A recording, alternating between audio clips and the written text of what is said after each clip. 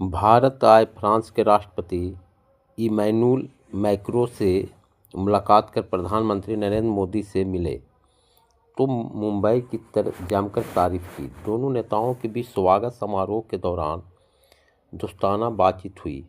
इस दौरान एक खास पल भी देखने को मिला जब एक बार फिर पीएम मोदी कार वाली डिप्लोमेसी की झलक देखने को मिली।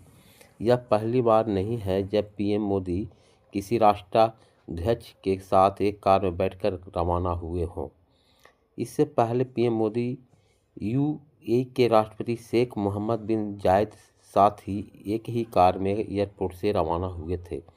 मंगलवार को पीएम मोदी फ्रांस के राष्ट्रपति इमैनुअल मैक्रों के साथ एक कार में सफ़र किया।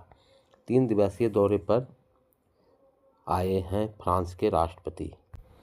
पश्चिम बंगाल चुनाव से पहले भाजपा ने कोलकाता में पूर्व एनएसजी कमांडर दीपांजन चक्रवर्ती और पूर्व मंत्री की बेटी कस्तूरी गोस्वामी समेत कई दिग्गजों को पार्टी में शामिल किया। भाजपा इसके जरिए अपनी पकड़ मजबूत करना चाहती है। वहीं टीएमसी ने इसे चुनावी स्टंट बताते हुए कहा, इससे जमीनी समीकरणों में कोई असर नहीं पड़ेगा।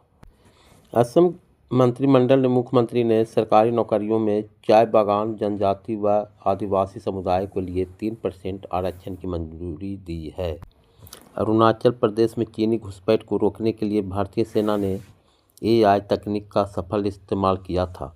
एआई समिट में सैन्य अधिकारी ने इसकी जानकारी दी। उन्होंने बताया कि एआई की मदद से चीनी सैनिकों के आने के समय का सटीक अनुमान लगाया, जिससे सेना ने समय रहते उन्हें रोक दिया।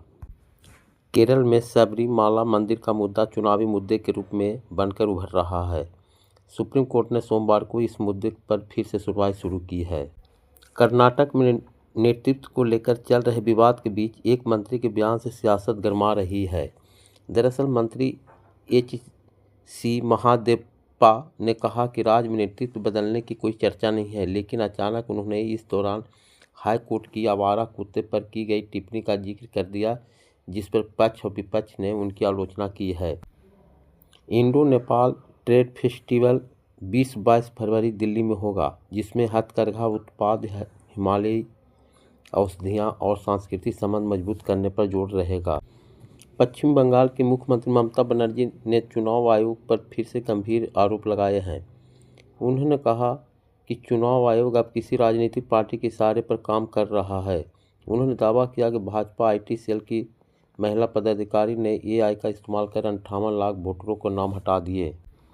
असम विधानसभा चुनाव 2026 की तैयारियों के तहत मुख्य चुनाव आयुक्त ज्ञानेश कुमार ने गुवाहाटी में राजनीतिक दलों में से बैठक की। दलों ने चुनाव 1 या 2 चरणों में कराने और बिहू त्यौहार को ध्यान में रखकर तारीख तय करने की मांग की।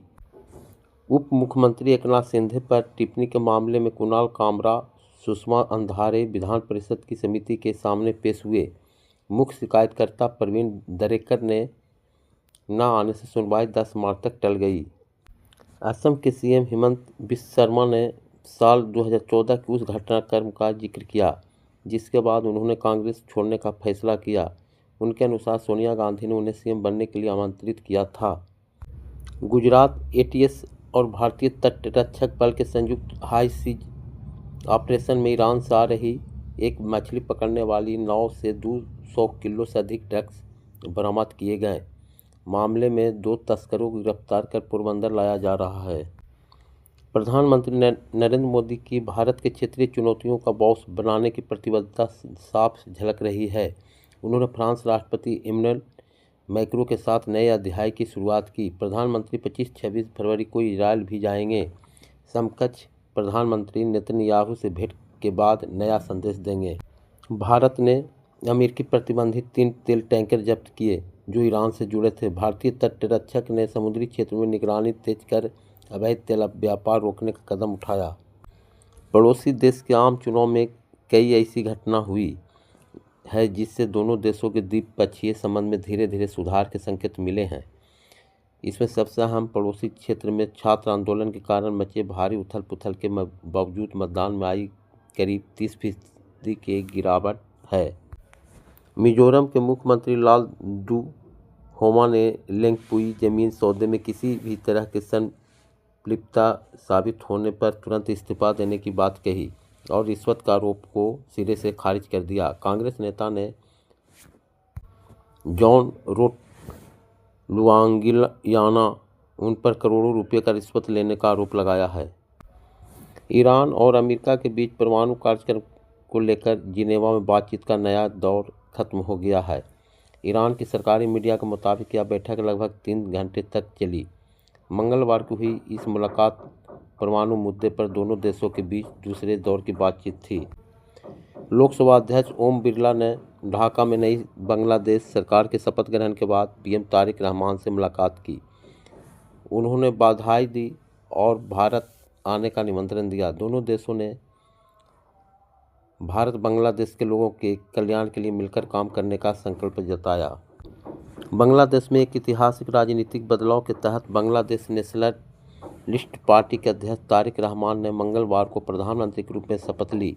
इसके साथ ही बीएनपी ने 2 दशक बाद सत्ता में वापसी की है।